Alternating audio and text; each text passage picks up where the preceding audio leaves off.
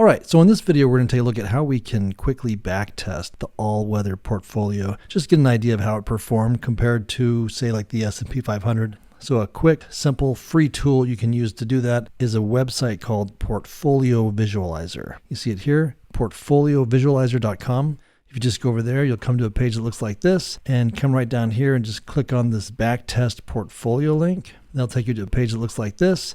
And you can really dig into this and try a lot of different settings. I'm just going to do a really quick back test just to give you the basics of how this works.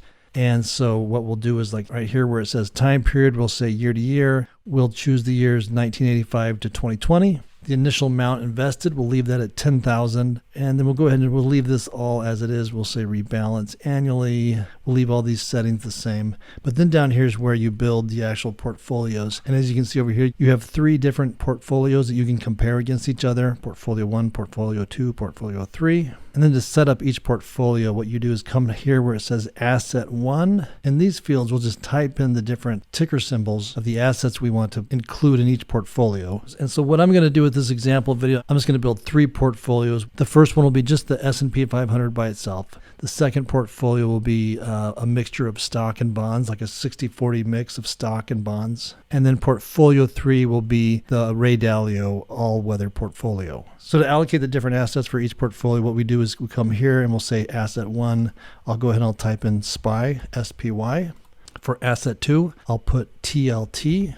For Asset 3, I'll put IEF. For Asset 4, I'll put GLD for gold. And then for Asset 5, I'll put DBC, that's the commodities. So there's all of our assets, and now we'll just enter how much of a percentage we want to allocate to each portfolio. So portfolio 1 is just going to be the S&P 500 by itself. So for that portfolio, I'm going to put 100%. So that's portfolio 1, just the S&P. Portfolio 2 is going to be the stock and bonds mix. So that'll be 60% will be the S&P, and then 40% of it will be TLT. And then for the all-weather portfolio, the S&P will be 30%.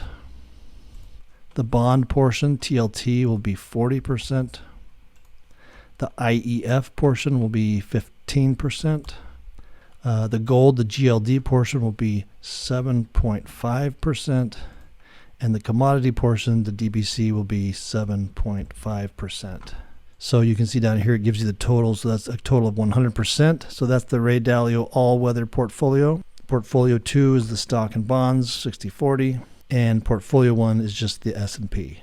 And then to do the back test and get the comparison between the 3, you just come down here and you click on Analyze Portfolios, and then here are the results. And it looks like because of the DBC, it looks like it didn't go all the way back to 1985. It looks like as far as it could go back was, 2006. So that shortens the time frame, but this will be fine. This will give us the basics of how this works and give us a general idea of the comparison between the 3. So let's scroll down here and we can see the total results. So you can see here's the chart graph.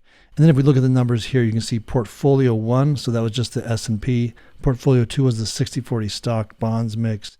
And then portfolio 3 was the all-weather portfolio. So when I look at this graph, the numbers I really want to look at is the CAGR, which is the compound annual growth rate. So you can see during that time frame, the S&P had a growth rate of 9.38%, and that's per year, that's annually. The stock bond mix had 9.67, so just a little bit better. And the all-weather portfolio had a 7.92. So the last one there, the all-weather portfolio, that's a little bit below, but very close. They all have a very comparable return. So after I look at those numbers, the next number I want to look at, and the number that really makes the all-weather portfolio really stand out, and that is this column over here, the worst year column. You can see during that time frame, the S&P's worst year had a minus 36% loss. The worst year for the stock bond mix was minus 8%, but the worst year for the all-weather portfolio was just minus 2.98%, significantly lower. And then the next number I look at is the max drawdown. So you can see for the S&P 500 during that time frame, the max drawdown was 50%, which is huge and not good. The max drawdown for the stock bond mix was minus 24%, which is still big and not good. But the max drawdown for the all-weather portfolio was just minus 12%, which is again significantly lower than the other 2.